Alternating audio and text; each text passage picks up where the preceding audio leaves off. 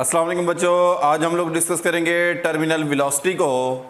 तो सबसे पहले तो आप लोग ये समझें कि टर्मिनल वेलोसिटी क्या होती है। ये बच्चों हमारे पास एक ड्रॉपलेट है, फ़र्ज़ करें इस ड्रॉपलेट का जो वेट होगा वो हमेशा वर्टिकली डाउनवर्ड होता है। तो इसका वेट mg जो है वो वर्टिकली डाउनवर्ड है, और जब ये ड्रॉपलेट नीचे गिरेगा तो हवा की जो फोर्स होगी, जो फ्लूइड की फोर्स होगी वो ऊपर की तरफ होगी, और वो जो फ्लूइड की ऊपर की तरफ फोर्स होगी उसको ड्रैग फोर्स कहते हैं, और ड्रैग फोर्स का फार्मूला होता है 6 pi eta R V T. अब जब upward drag force downward weight के बराबर हो जाएगी तब ड्रॉपलेट के ऊपर नेट फोर्स जो है वो जीरो हो जाएगी। उस वक्त अगर ये नीचे की तरफ गिरता है तो ये कांस्टेंट वेलोसिटी से गिरेगा, मूव करेगा।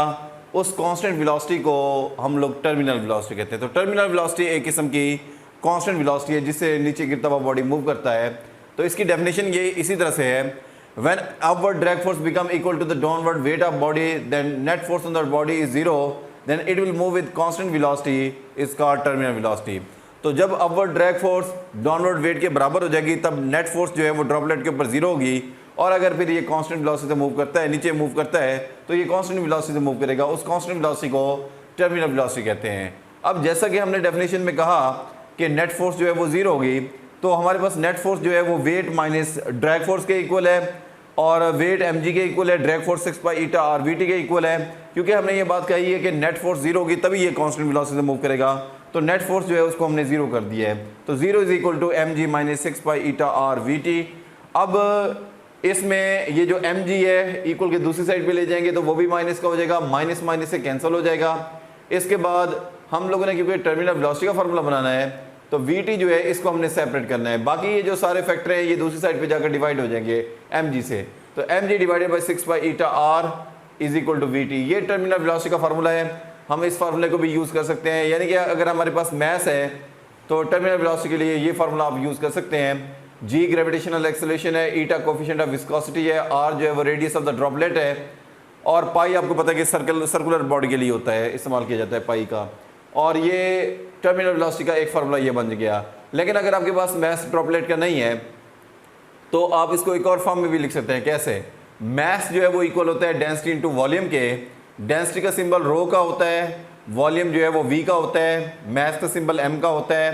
तो m is equal to density into volume, और ये जो वॉल्यूम होता है ड्रॉपलेट का, ड्रॉपलेट जो है वो स्फेरिकल फॉर्म में होता है, फुटबॉल की शक्ल का होता है, और स्फेयर का जो वॉल्यूम होता है उसका फार्मूला होता है 4/3 पाई आर क्यूब।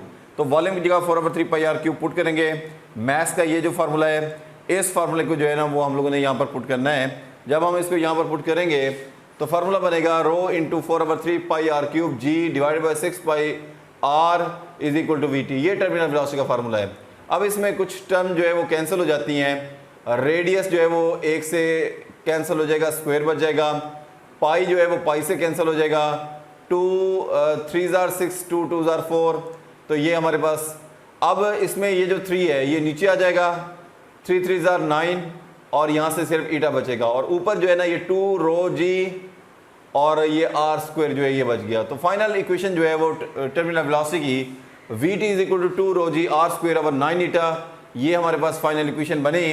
इसमें बच्चों Vt जो है वो टर्मिनल वेलोसिटी को रिप्रेजेंट करता है, रो जो है वो डेंसिटी ऑफ द ड्रॉपलेट को रिप्रेजेंट करता है, g ग्रेविटेशनल एक्सेलरेशन है, r जो है वो रेडियस ऑफ द ड्रॉपलेट है, ईटा जो है वो कोफिशिएंट ऑफ विस्कोसिटी है।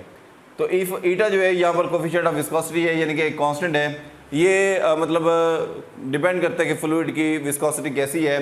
कोफिशिएंट क्यों कहते हैं? आपको पता है कि ये आप इस तरह से मैथ में लिखते हैं 3x का स्क्वायर। तो इसमें ये तो जो x स्क्वायर है ये तो पावर है, ये जो नंबर यहाँ पर होता है ना वो कोफिशिएंट होता है। तो ये भी हमारे पास इसी तरह से कोफिशिएंट है। तो ये कोफिशिएंट ऑफ विस्कोसिटी है।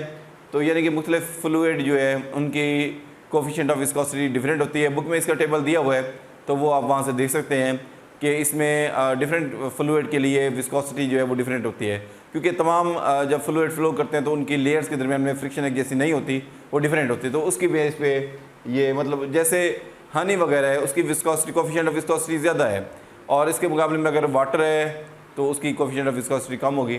तो बहरहाल इसका टेबल जो है वो बुक में दिया हुआ है किसी फिक्स टेम्परेचर के ऊपर, तो वो आप वहाँ से देख सकते हैं। तो ये टॉपिक जो है ये इंपॉर्टेंट है, ये भी बोर्ड के पेपर में लॉन्ग क्वेश्चन के तौर पर आ चुका है।